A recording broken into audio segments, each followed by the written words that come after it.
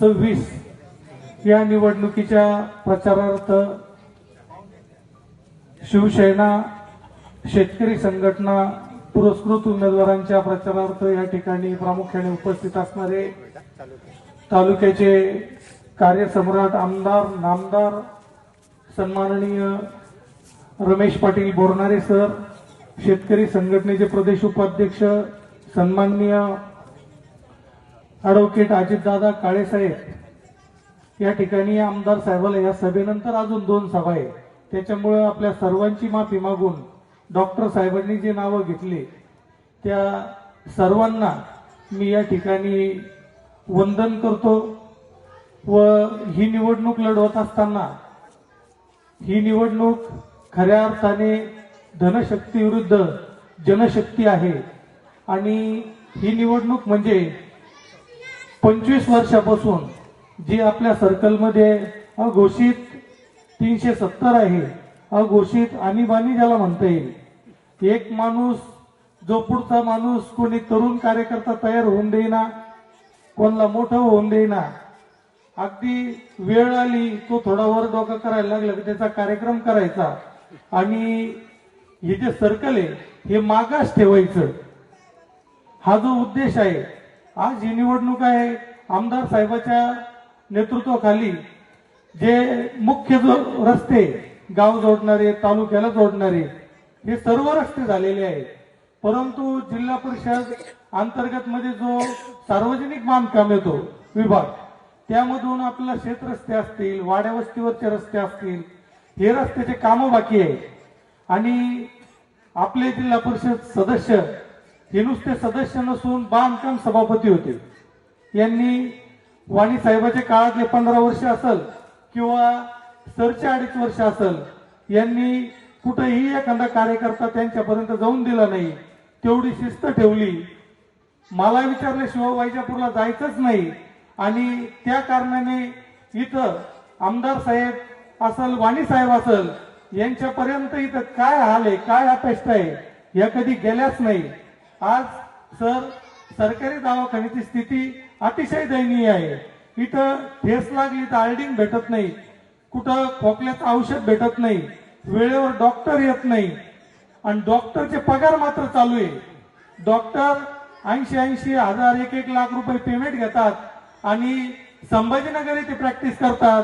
आपल्या सदस्याला निम्म्यात तुम्ही निम्म्यात आम्ही 50 यांना 50 त्यांना, अशा पद्धतीने जे सगळ्या पद्धतीने पैसावर मांडण्याचं काम चालू आहे आणि त्या पैसावर म्हणून इथं सगळ्या सर्कलची हाल करून ठेवली. आणि आता सुद्धा जी परिस्थिती आहे, मला आता जिल्हा परिषद अध्यक्ष व्हायचं, त्यांना दिलं, कार्यकर्त्याचं म्हणणं आहे आमची लई 4 वर्षापासून हाल चालू आहे.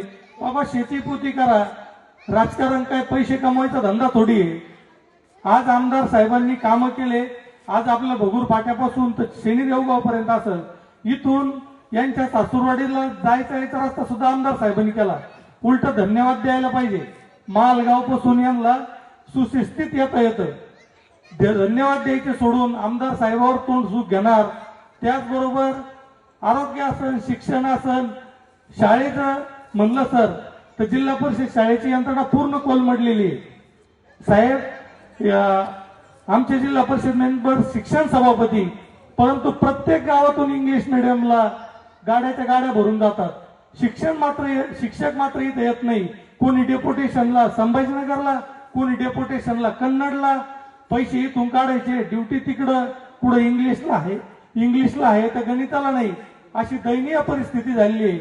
आणि आज या विवेचनातून आपल्याला जर बाजूला निघायचं असेल तर आपल्याला या ठिकाणी संघर्ष करण्याबरोबरच वरची सत्तेची सुद्धा साथ लागणार आहे. या ठिकाणी तालुक्याचे आमदार बोरनारे सर यांचे आपले हात बळकट करायचे, पालकमंत्री आपले आहे, खासदार आपले आहे, या सर्वांच्या माध्यमातून मी आपल्याला विनंती करणार आहे का खऱ्या अर्थाने शेतकऱ्याचा पुत्र म्हणून घेण्याची भूमिका किंवा सरला सांगायचं सुद्धा काम नाही मी शेतकऱ्याचं पोरग आहे तसं वर्तणूक आहे, परंतु आपले सदस्य आता सांगायला लागले आम्ही शेतकऱ्याचे पोर आहे. ही सांगायची वेळ का आली? ज्या वेळेस कांदा मार्केटमध्ये 2 कोटी रुपये शेतकऱ्याचे गुंतले, सागर राजपूत नावाचा एक व्यापारी तो फरार झाला पैसे घेऊन। त्यावेळेस आपले सदस्य, जिल्हा परिषदचे माजी सदस्य, हे मार्केट कमिटी सुद्धा संचालक आहे, परंतु एकाही शेतकऱ्याच्या पाठीमागे उभा राहिले नाही। सर या गावात सुद्धा 15 लाख रुपये मिळाले त्याच्यातून। ज्या वेळेस आम्ही उपोषण आंदोलन मोर्चे केले त्यावेळेस आमच्या पाठीमागे ठाम उभा राहणारा माणूस म्हणजे आमदार प्राध्यापक रमेश पाटील बोरनारे सर होते। आणि त्या माणसाने कुठल्या राजकीय पक्षाचा आहे, कुठल्या संघटनेचा याचा विचार नाही केला, तर तुमची भूमिका प्रामाणिक आहे, कांदे पिकवायला किती कष्ट लागतात हे सरांना माहित होतं, म्हणून त्यांनी अतिशय सरळ हाताने ज्या वेळेस कुठल्या अकाउंटवरून पैसे द्यायची वेळ जमत नव्हतं, परवानगी नव्हती, त्यावेळेस 67 लाख रुपये सरांनी स्वतः भरले। आणि नंतर विधानसभेत प्रश्न मांडला, त्यानंतर मंत्रालयामध्ये बैठक लावली रावल साहेबांकडे, त्यांच्याकडून 50% परवानगी घेतली, असे 90% पैसे सरांच्या मदतीने मिळाले। आपल्या पश्चिम महाराष्ट्र आणि मराठवाड्याला जोडणारा गोदावरीचा पूल असेल त्या ठिकाणी सुद्धा सरांनी आंदोलन आम्ही केलं, परंतु आंदोलनामागे ताकद आणि इच्छाशक्ती आमदार साहेबांची होती। आणि आता सुद्धा या ठिकाणी मी उमेदवार म्हणून आपल्या समोर जर उभा असेल तर मी आमदार साहेबाची कुठेतरी उपकार आहे शेतकऱ्यावर म्हणून त्यांचं काम करायला तयार होतो। त्यांच्याकडून शेळके डॉक्टर असेल, संभाजी पाटील डांगे असेल, आमचे सतीश भाऊ असेल, त्याचबरोबर विजू पाटील पवार असेल, डांगे पाटील असतील, शेळके डॉक्टर असतील, हे सगळे इच्छुक उमेदवार होते। आमचे प्रवीण दादा पवार असतील। युती झाली, युती झाल्यानंतर आपले माजी जिल्हा परिषद सदस्य यांची वर्तणूक, यांची वागण्याची पद्धत ही साधू संतांच्या गंगथडीला न शोभनीय असल्यामुळं सर्व कार्यकर्त्यांनी निर्णय घेतला, सर आम्हाला निवडणूक करायची, आम्ही युतीचा धर्म पाळू शकत नाही। त्यावेळेस सरांपुढे एक प्रस्ताव ठेवला, गणेश जर आपल्या पक्षाचं काम करायला तयार होता कामामुळं तर आपण गणेशला उमेदवारी देऊ, आपले 2 मेंबर पंचायत समितीला उभा करू। सरांचा निश्चित पाठिंबा, आशीर्वाद आणि बोले कैसा चाले त्याचे वंदावे पावले, माझ्यासारख्या तरुणाला सरांनी संधी दिली। मी आपल्याला विनंती करतो की सरांनी जी संधी दिली, आपण जे मत देणार आहे त्याची कुठेही प्रतारणा होणार नाही, सरांना आपल्याला खाली पायची वेळ कधी येणार नाही एवढा शब्द देतो। आणि माझ्या फॅन या निशाणी समोरील बटन दाबून, तसेच आमच्या अर्चनाताई यांच्या ट्रॅक्टर समोरील बटन दाबून प्रचंड मताने विजयी करा एवढी विनंती करतो आणि 2 शब्द संपवतो। माझी निशाणी फॅन ही 5 नंबरला आहे आणि अर्चनाताईचं ट्रॅक्टर हे बॅलेट पेपरवर 4 नंबरला आहे। दोन्ही निशाणी समोरील बटन दाबून प्रचंड मताने विजयी करा अशी विनंती करतो आणि माझे 2 शब्द संपवतो। पंचायत समिती निवडणूक 2026च्या प्रचाराच्या निमित्ताने या ठिकाणी उपस्थित वैजापूर तालुक्याचे भाग्यविधाते, कार्यसम्राट, आमदार, नामदार आदरणीय बोरनारे सर, शेतकरी संघटनेचे प्रदेश उपाध्यक्ष आदरणीय काळे साहेब, सन्माननीय व्यासपीठ, उपस्थित मतदार बंधू भगिनींनो, मी या ठिकाणी शेतकरी संघटना आणि शिवसेनेचा पुरस्कृत उमेदवार म्हणून महालगाव गटातून आदरणीय बोरनारे सर यांच्या आशीर्वादाने आणि शिवसेनेचे सर्व इच्छुक उमेदवार, महालगावचे भूमिपुत्र, सन्माननीय आपले ऋषितुल्य व्यक्तिमत्व अंश बापू झिंजुर्डे, डॉक्टर प्रकाश शेळके, प्रवीण दादा पवार, आमचे सतीश भाऊ शिंदे, प्रकाश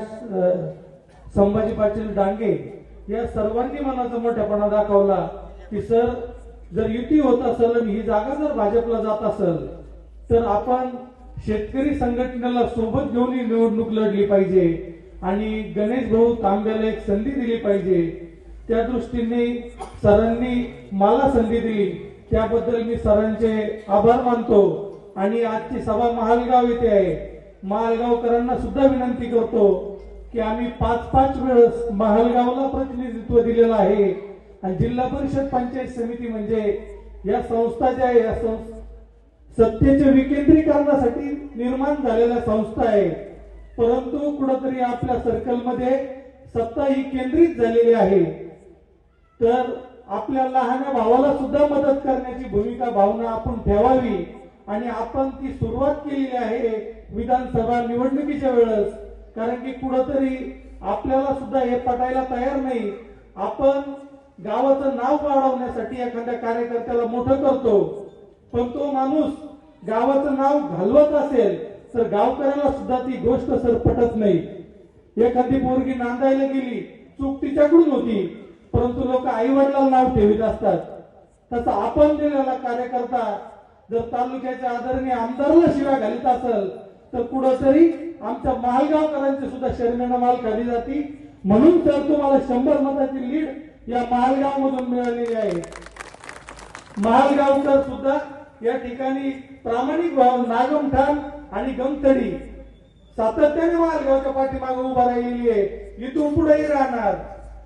इथं आवळा देऊन भोपळं काढणं म्हणता जिल्हा परिषद सरांनी दिली, नागमठाणला दिली असेल, पण सुरेश भाऊला सभापती करायचा शब्द डॉक्टर साहेबांनी, त्याच्यामुळं मालगावला सर अन्याय करणार नाही, न्याय देणार आहे. फक्त सरांच्या विचारावर विश्वास ठेवून एका शेतकऱ्याच्या पोराला संधी द्या. बोलण्यासारखं भरपूर आहे. आपली बोलणारे सरांची आणि शेतकरी संघटनेची शेतकऱ्याची मान खाली होईल असं कुठलंही कृत्य माझ्याकडून घडणार नाही ही ग्वाही देतो. माझी निशाणी आहे छताचा पंखा, अर्चनाताईंची निशाणी आहे ट्रॅक्टर आणि आमचे सोमनाथ भाऊ भराडे यांची निशाणी आहे ऑटो रिक्षा. या तिन्ही निशाणी समोरील बटन दाबून आम्हाला प्रतिनिधित्व करण्याची, आपली सेवा करण्याची संधी द्या.